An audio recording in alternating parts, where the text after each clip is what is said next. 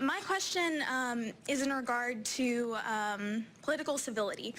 So we have, I think you've been really successful in tapping into the kind of voter who wants a politician to tell it like it is, wants us politicians to be honest. And so I think you've done a successful job of tapping into that passion. My question is, where do you think the line is between boldness and honesty and disrespect and rudeness? And does that line change for President Trump and President Trump? I know, but it's, you know, a lot of, I'll give you an example.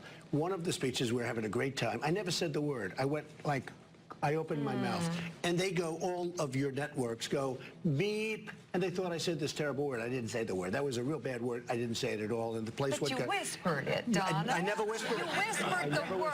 The other one, I actually, you know, you can give me a negative credit on this one. I actually repeated a word. I said, I didn't say this word, I didn't say this word, and then I repeated it. You called that a retweet. Okay, but hold on a second. Let's talk, though, about civility, though, towards other people, because you like hammering other people. As a politician, I always had a rule. You couldn't be at war with more than one person at a time. Your rule seems to be you have to be at war with at least a dozen people at a time. What happens if you're president of the United States and you look at Barack Obama? One of his problems, biggest problems, people on the Hill, Democrats and Republicans will say, is that he doesn't have friends on the Hill. He doesn't have friends. Okay, but are you going to have friends on the Hill? I started out, I was one of 17 people, and we're not including the Democrats. It was coming at me from every which way. I was very strong and very bold, and I hit a lot of people. I knocked out Lindsey Graham. I knocked out Perry. I knocked out a lot of people. Walker.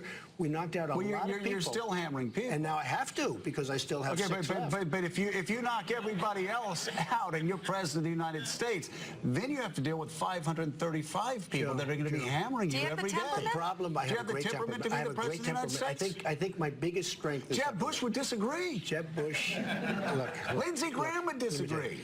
Jeb is a sad case, okay? It's sad. See, there you go again.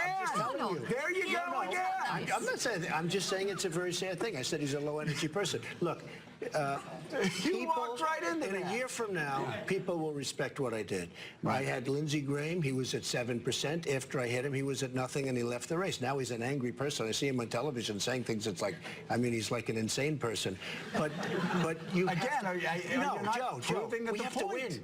Our country doesn't win anymore. You're so worried about being nice and being politically correct. So what would you rather have me do? Be nice to everybody, and now instead of all those people getting out there still hammering me, you get out. You have to win. It's not what I want. It's not what she wants. The question is, do you have the temperament to deal day in and day out with 535 people? Finger on the button. Okay, finger on the button. Right. During the debate, I was thinking, should this guy have his the finger on the button? During the debate, I was being hit by the announcers, John Dickerson. I was being hit. You know, everybody was really being sort of culled to go after Trump. But you're going to get hit by world leaders. They were asking, your brother was told to do this or this by Donald Trump, and they have to respond. I was being hit by everybody. Finger on the button.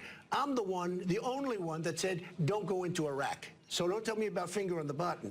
I want to build our military so strong, so powerful that nobody's going to mess with us. So what does that mean? Is that more money, too?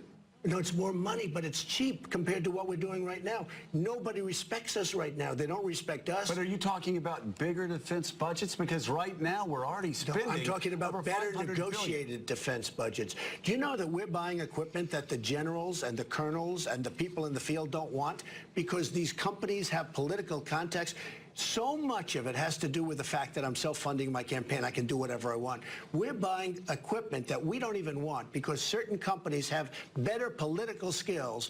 And you see it all the time. They're getting a plane. They don't want it. They want the other one, or they could have gotten it cheaper, but they get this one because we are going to have a better, stronger military, and we're going to watch it so much. We will save so much money. Joe, there is so much corruption. There is so much waste and abuse in the military and elsewhere.